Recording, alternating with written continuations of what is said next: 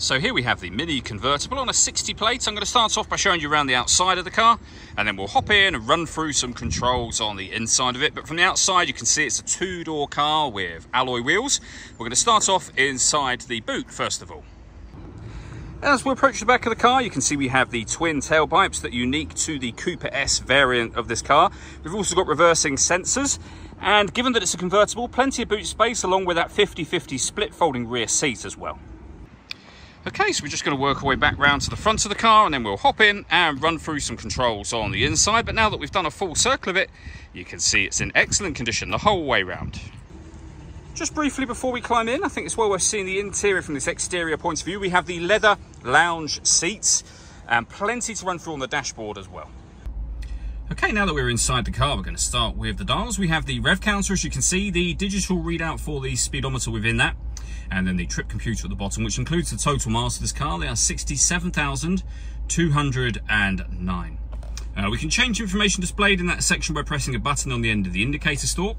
And then if we back out to the steering wheel, you can see we have stereo and phone controls and cruise control over on that right-hand side. The stereo itself is over in the center just here, and you can see that we've got satellite navigation, nice clear color display. It's a very easy system to use. The screen is operated using this dial just here. You can get back to your home button from there. So if I give that a push, the dial will rotate round to any of the options. So you can pair your phone, for example, you can access your radio. And when you're in your radio menu, you'll see this car's got DAB, AM and FM radio. If you want to listen to your own music, you can do.